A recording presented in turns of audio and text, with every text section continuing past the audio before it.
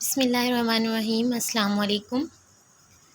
आज का हमारा डिस्कशन टॉपिक रहेगा विलियम शेक्सपियर, जो पैदा हुए थे 1564 के अंदर और इनकी डेथ हो गई थी 1660 के अंदर।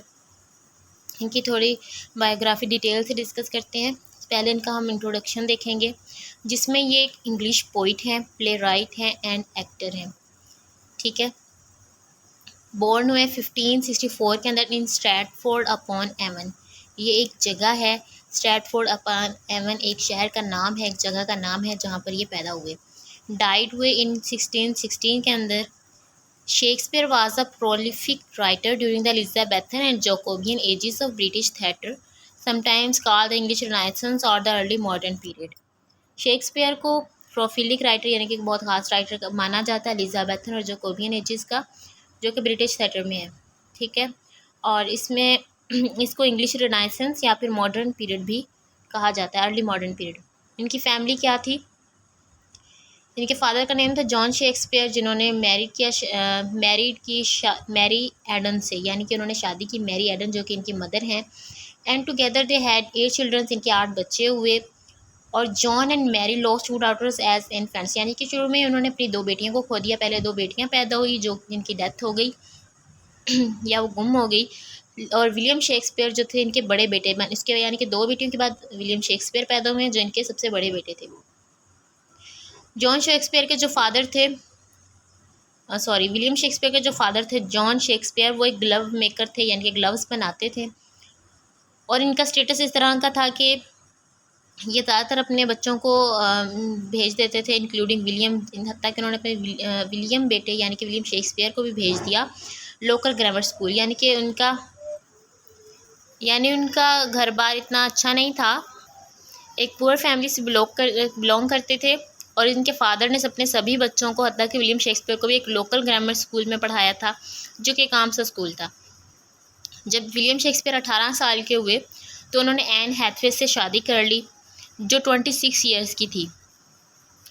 और ये एक रश्ड मैरिज थी, क्योंकि एन जो थी वो पहले से ही प्रेग्नेंट हो गई थी इनकी शादी से पहले। वो क्योंकि इनके पहले ही उसके साथ ताल्लुकात थे।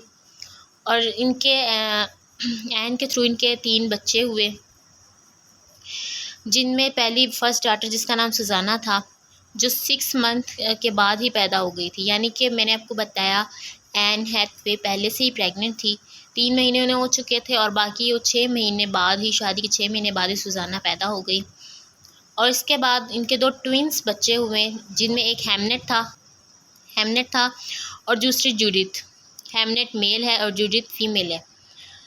और इनका जो एक प्ले है ट्रेजेडी हैमलेट, कहा जाता है कि वो इन्होंने अपने बच्चे हेमनेट के बारे में लिखा है, क्योंकि हेमनेट जो है वो 11 साल का होते ही इस दुनिया से चला गया था।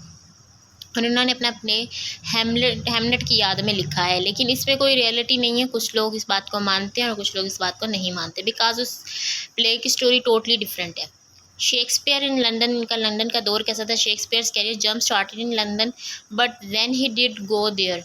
कहते हैं कि इनका जो कैरियर था, शेक्सपियर फेमस कहाँ से हुए? लंदन से हुए, लेकिन ये किसी को नहीं पता कि वो कब वहाँ गए, क्योंकि 1585 से लेकर 1592 तक का जो दौर है लंदन के अंदर, वो इनका द लॉस्ट ईयर कहा जाता है। कि इसकी एक मिस्ट्री है, क्योंकि स्कॉलर्स कहते हैं कि लॉस्ट ईयर था, जिसके बारे में कुछ नहीं कहा जा सकता कि शेक्सपियर इतना अर्सा कहाँ गायब रहे और फिर अचानक से लंदन से कैसे नमदार होकर इन्होंने तरक्की कर ली, अपनी राइटिंग्स के थ्रू फेमस हो गए। लंदन के इस टाइम पीरियड में क्या हुआ था कि इन्होंने अपनी फर्स्ट वर्क अपना प्रिंट करवाया था, जो कि एक लॉन्ग पोइम है, वेनस एंड एडोनिस, 1593 के अंदर, एंड द रेप ऑफ लुकैसी 1594 के अंदर। और ये लॉर्ड चैम्बरलिन्स मैन के मेंबर बन गए, एक एक्टर बन गए, जो कि एक वहाँ का थिएटर था। बाद में द लॉर्ड चैम्बरलिन्स मैन, जो कि वहाँ का थिएटर था लंदन का, उसको बाद में किंग्स मैन का नाम दे दिया गया, यानी कि उसका नाम चेंज करके द किंग मैन्स रख दिया गया। उसके बाद इन्होंने वहीं पर रहते हुए अपनी कुछ ट्रेजेडीज़ लिखी, जिनमें किंग लियर शामिल है, मैकबेथ शामिल है, और ग्रेट रोमांसेस, जिनमें the winter's tale and the tempest शामिल है। इनके वर्क्स देख लेते हैं। शेक्सपियर्स वर्क में इंक्लूड है 38 प्लेस लिखे हैं इन्होंने, 2 नैरेटिव पोइम्स लिखी हैं, 154 सोनेट्स लिखी हैं और वैरायटी ऑफ अदर पोइम्स में इनके बहुत ज़्यादा दूसरी पोइम्स लिखी हैं जो कि लातादाद हैं।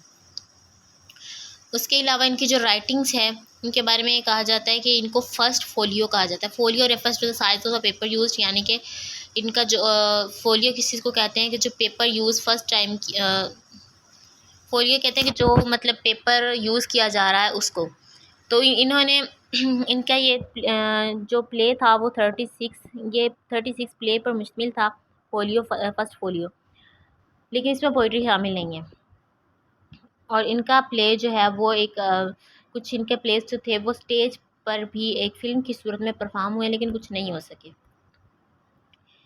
New place at home in Stratford upon Avon, यानी कि जब स्ट्रैटफोर्ड अपॉन एवन में इन्होंने जगह खरीदी उसके बारे में कि जब शेक्सपियर को तरक्की मिली लंदन के अंदर तो इन्होंने 1597 के अंदर मतलब कामयाब होकर लौट गए थे, वेल्थी पर्सन होकर लौट गए थे, तो उन्होंने अपनी नई जगह खरीदी थी स्ट्रैटफोर्ड अपॉन एवन के अंदर और ये इनके प्रोफेशनल कैरियर के लिए भी बहुत अच्छी साबित हुई थी। और इन्होंने इसके अलावा जब इन्होंने यहाँ पर जगह खरीदी है तो ये अपना आधा टाइम स्ट्रैटफोर्ड में गुजारते थे और आधा टाइम लंदन में गुजारते थे, यानी कि कहा जाता है कि 2 और 3 डेज़ की कमेटी बनाते थे, यानी कि 2 दिन लंदन में रह रहे हैं बाकी 4 दिन स्ट्रैटफोर्ड में रहेंगे, या 3 दिन लंदन में रहे तो बाकी 3 दिन स्ट्रैटफोर्ड में रहेंगे, यानी कि अपना टाइम सेट इन्होंने खुद ही अपनी ड्यूरेशन सेट की हुई थी। और इसी साल के अंदर ही कहा जाता है कि इन्होंने अपना ज़्यादातर जो वक्त है वो स्ट्रैटफोर्ड अपॉन एवन में ही गुजारा था, ज़्यादातर स्कॉलर्स का यही मानना है। इनकी डेथ कैसे हुई है, कब हुई है?